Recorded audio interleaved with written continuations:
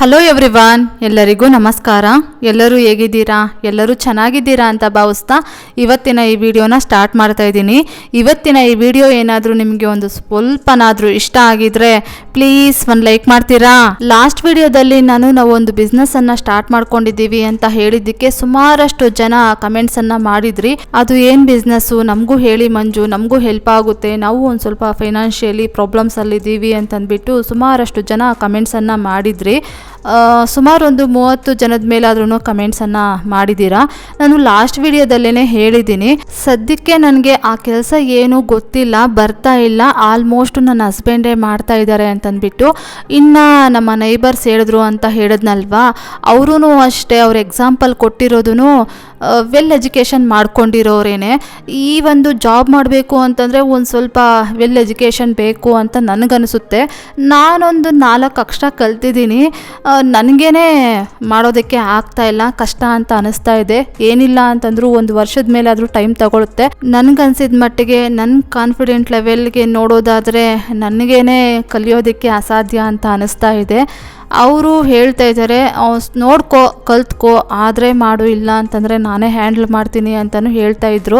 ಇವಾಗ for example ಆಗಿ ಹೇಳಬೇಕು ಅಂತಂದರೆ ಎಲ್ಲರಿಗೂ ಎಲ್ಲ ಜಾಬು ಮಾಡೋದಕ್ಕೆ ಆಗೋದಿಲ್ಲ. ಹಾಗಂತ ಆಗೋದಾಗಿದ್ದರೆ ನಾನೇ ಹೇಳ್ತಾ ಇದ್ನಲ್ವಾ, ಸುಮಾರು 3 ವರ್ಷದಿಂದ ನನ್ನ ವೀಡಿಯೋಸನ್ನು ನೋಡ್ತಾ ಇದ್ದೀರಾ. ನಾನು ಯಾವತ್ತಾದರೂ ಯಾವೊಂದು ವಿಚಾರ ಆದರೂ ನಾನು ಹೈಡಲ್ಲಿ ಇಟ್ಟಿದ್ದೀನ, ಎಲ್ಲ ನಿಮ್ಮ ಜೊತೆ ಶೇರ್ ಮಾಡ್ಕೊಳ್ತಾ ಇದ್ದೀನಿ.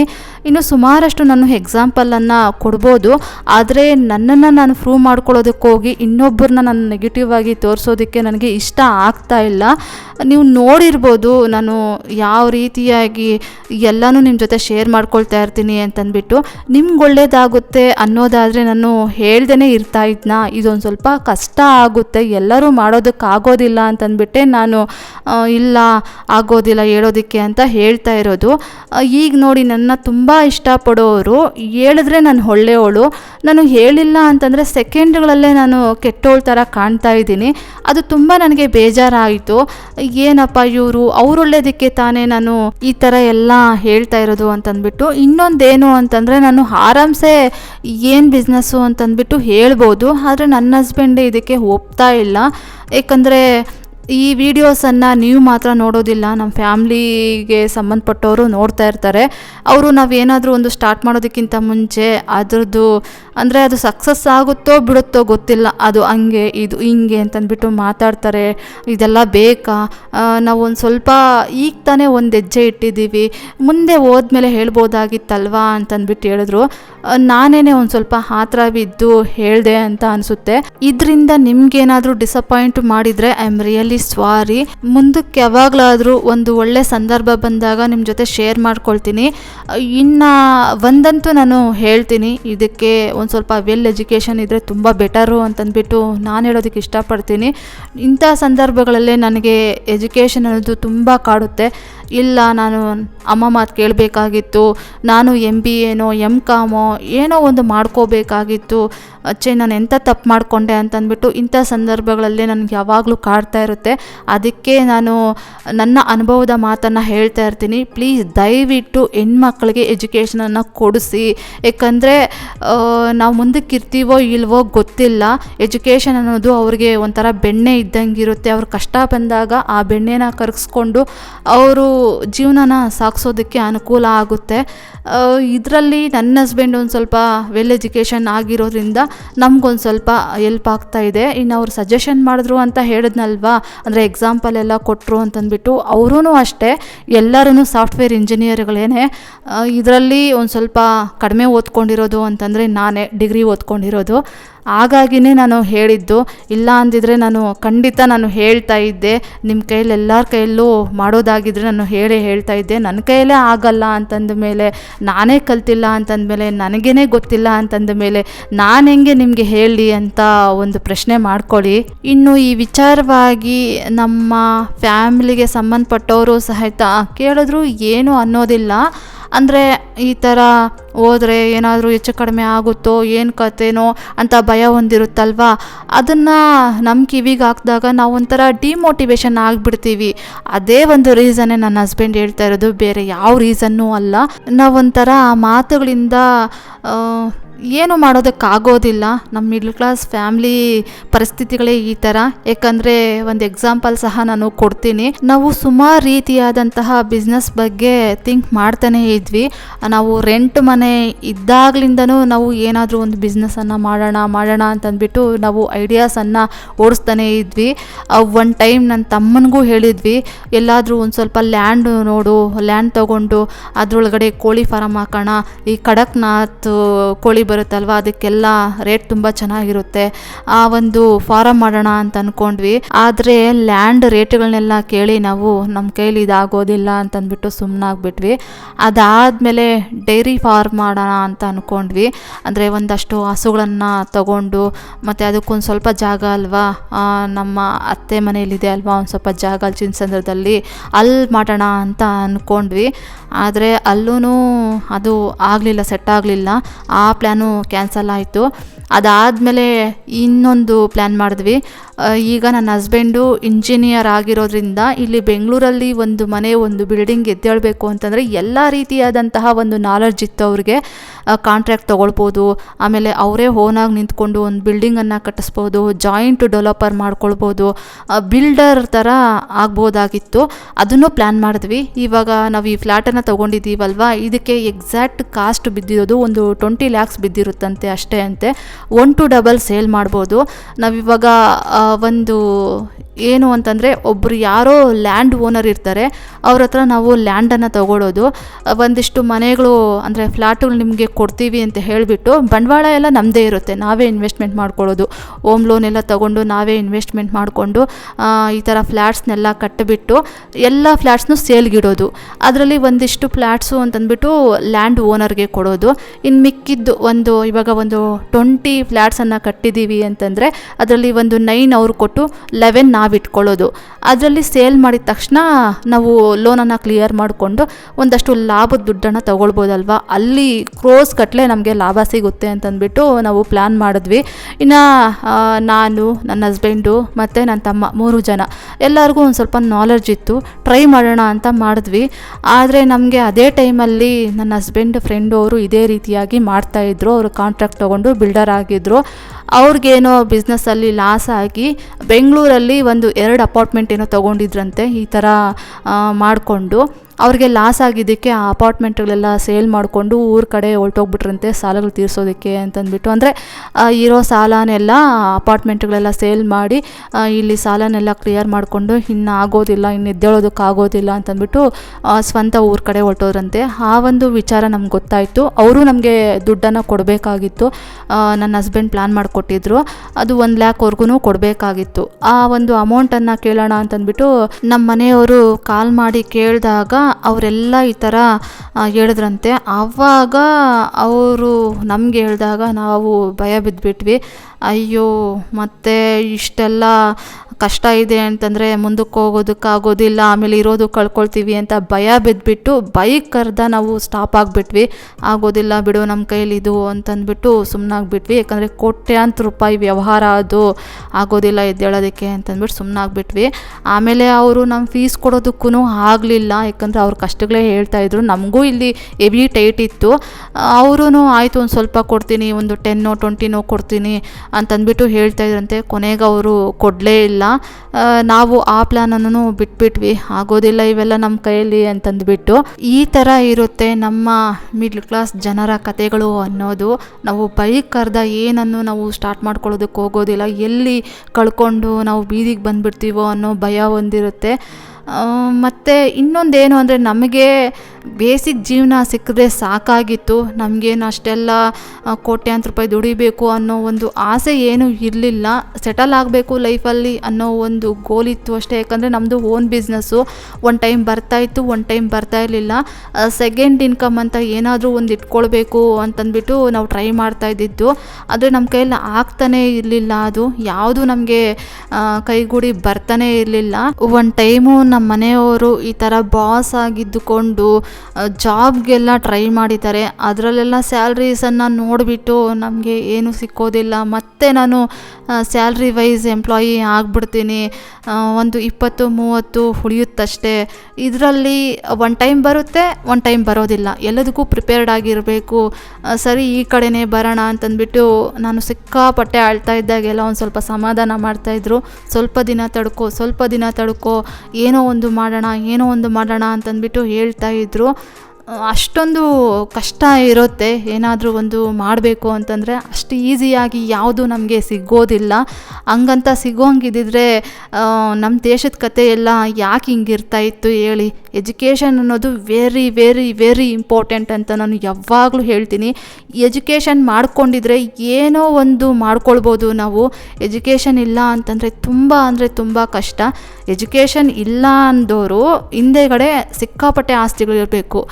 ಆಸ್ತಿಗಳಿಲ್ಲ ಅನ್ನೋರು ಎಜುಕೇಷನ್ ತುಂಬ ಚೆನ್ನಾಗಿ ಮಾಡ್ಕೊಂಡಿದ್ರೆ ಎಲ್ಲೋ ಒಂದು ಕಡೆ ಎದ್ದೇಳೋದಕ್ಕೆ ಚಾನ್ಸ್ ಇರುತ್ತೆ. ಆಮೇಲೆ ಇನ್ನೂ ಒಂದು ಎಕ್ಸಾಂಪಲ್ ಕೊಡ್ತೀನಿ ಕೇಳಿ, ಇದೆಲ್ಲ ನಿಮಗೆ ತುಂಬಾ ಯೂಸ್ಫುಲ್ ಆಗುತ್ತೆ ಅಂತಂದ್ಬಿಟ್ಟು ಹೇಳ್ತಾ ಇದ್ದೀನಿ.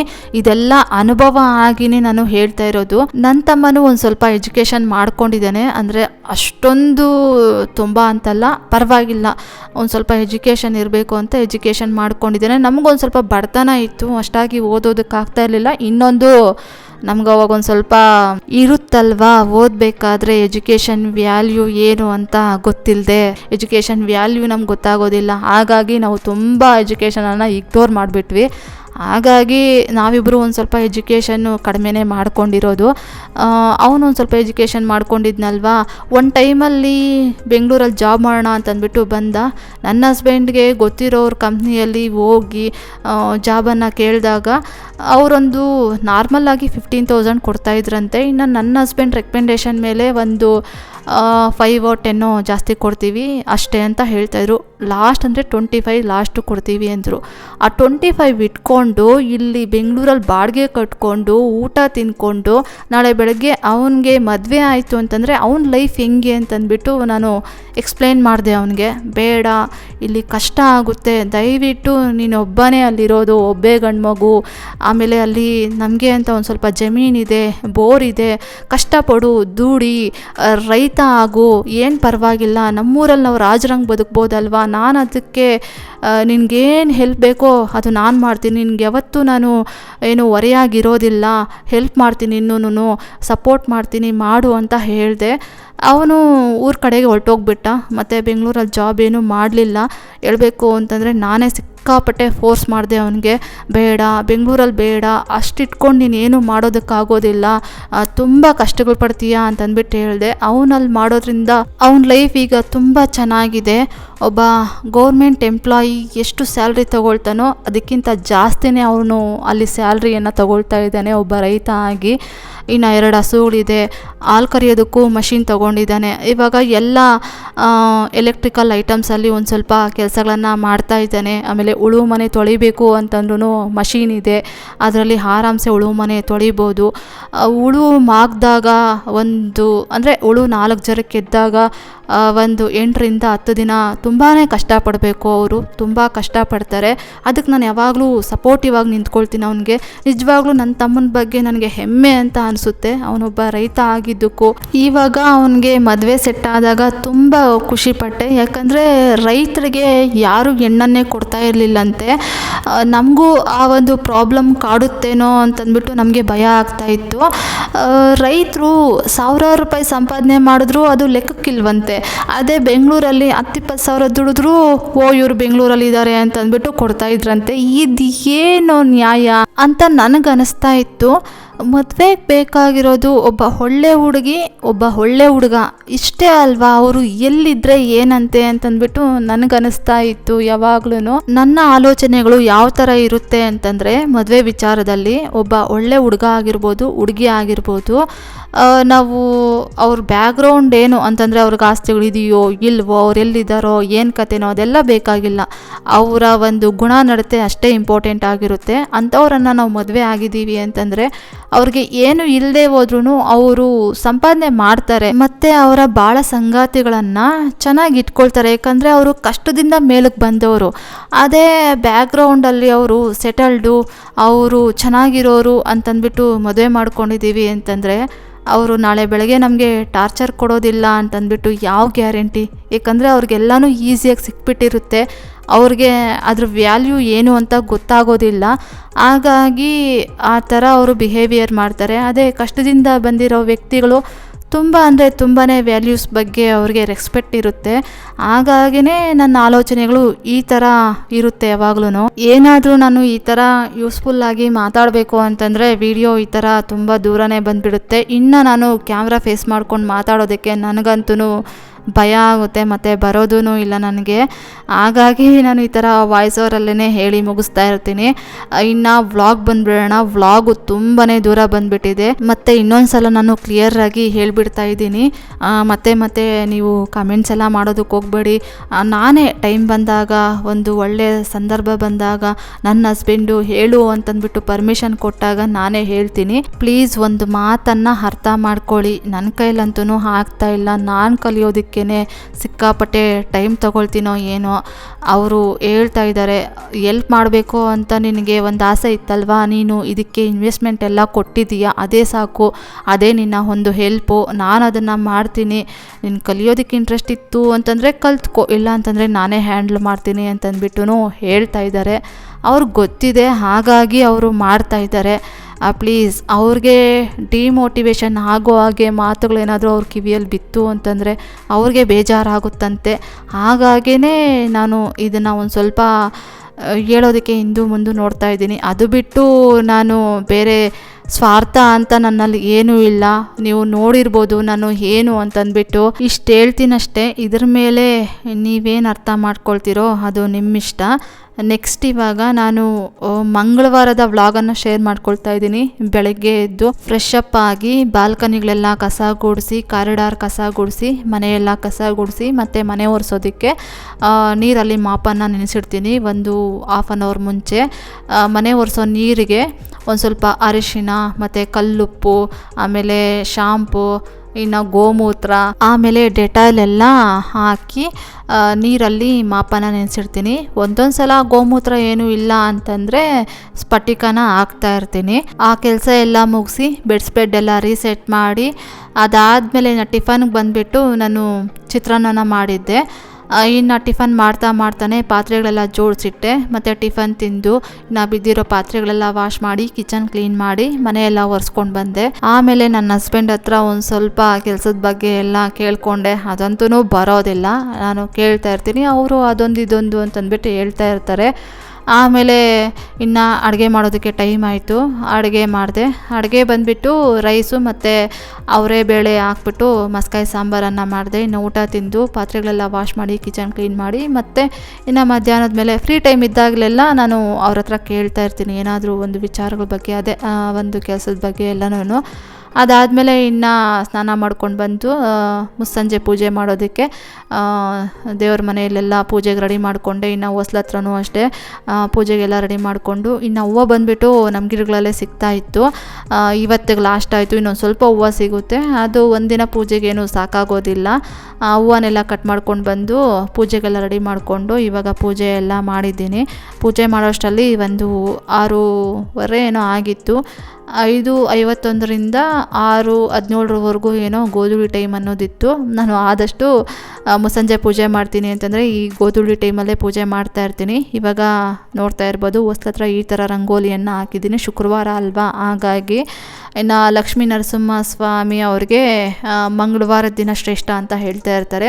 ಹಾಗಾಗಿ ಮಂಗಳವಾರನೂ ಅಷ್ಟೇ, ಶುಕ್ರವಾರ ಎಷ್ಟು ಶ್ರೇಷ್ಠವಾಗಿ ಪೂಜೆಯನ್ನು ಮಾಡ್ತಾ ಇರ್ತೀನೋ ಇನ್ನು ಮಂಗಳವಾರದ ದಿನವೂ ಅಷ್ಟೇ ಶ್ರೇಷ್ಠವಾಗಿ ಪೂಜೆಯನ್ನು ಮಾಡೋದಕ್ಕೆ ಟ್ರೈ ಮಾಡ್ತಾ ಇರ್ತೀನಿ. ಆಮೇಲೆ ಇಲ್ಲಿ ಪಾರ್ಟಿಷಿಯನ್ ಹತ್ರ ಒಂದು ಲೈವ್ ಗಿಡನ ಇಡೋದಕ್ಕೆ ಒಂದು ಸ್ವಲ್ಪ ಸ್ಪೇಸನ್ನು ಬಿಡಿಸಿದ್ವಲ್ವ, ಅಲ್ಲಿ CC ಪ್ಲ್ಯಾಂಟನ್ನು ಇಡೋಣ ಅಂತ ಅಂದ್ಕೊಂಡಿದ್ದೆ.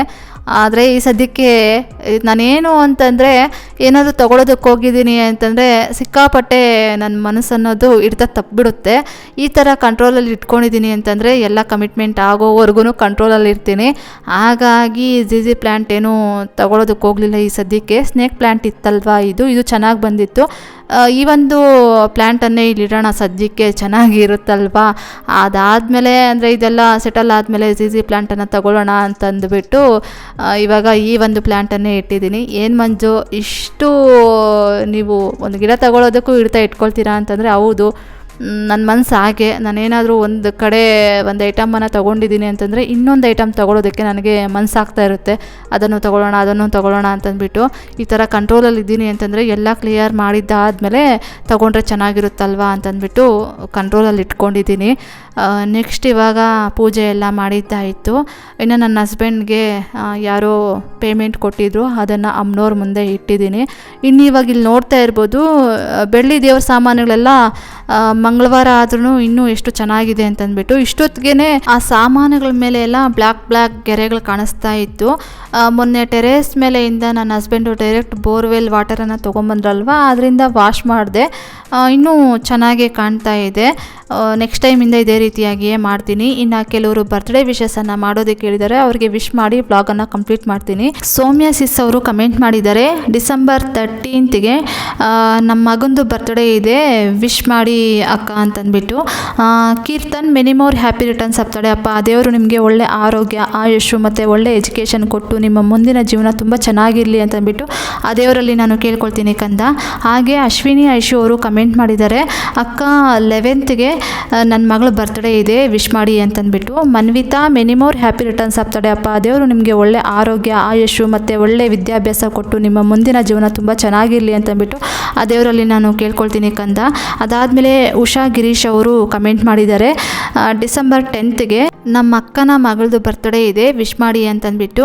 Hema many more happy returns of the day ಅಪ್ಪ. ದೇವರು ನಿಮಗೆ ಒಳ್ಳೆ ಆರೋಗ್ಯ, ಆಯುಷು ಮತ್ತು ಒಳ್ಳೆ ವಿದ್ಯಾಭ್ಯಾಸ ಕೊಟ್ಟು ನಿಮ್ಮ ಮುಂದಿನ ಜೀವನ ತುಂಬ ಚೆನ್ನಾಗಿರಲಿ ಅಂತಂದ್ಬಿಟ್ಟು ಆ ದೇವರಲ್ಲಿ ನಾನು ಕೇಳ್ಕೊಳ್ತೀನಿಮ್ಮ. ನೆಕ್ಸ್ಟು GSPK ಅನ್ನೋ ಒಂದು ಅಕೌಂಟಿಂದ ಕಮೆಂಟ್ ಮಾಡಿದ್ದಾರೆ, ಡಿಸೆಂಬರ್ 16ಗೆ ನಮ್ಮ ಮಗನ ಬರ್ತ್ಡೇ ಇದೆ, ವಿಶ್ ಮಾಡಿ ಮಂಜು ಅಂತಂದ್ಬಿಟ್ಟು.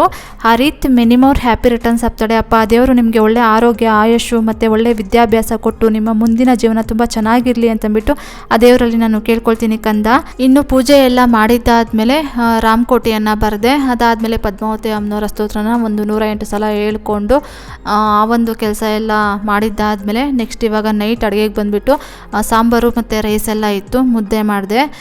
ಇದಾಗಿತ್ತು ಫ್ರೆಂಡ್ಸ್ ಇವತ್ತಿನ ಈ ವಿಡಿಯೋ ಏನಾದರೂ ನಿಮಗೆ ಒಂದು ಸ್ವಲ್ಪನಾದರೂ ಇಷ್ಟ ಆಗಿದ್ರೆ, ಮೋಟಿವೇಶನ್ ಅನಿಸಿದರೆ please do like, share, comment and subscribe to my channel. Thank you for watching my video. Have a nice day. Bye.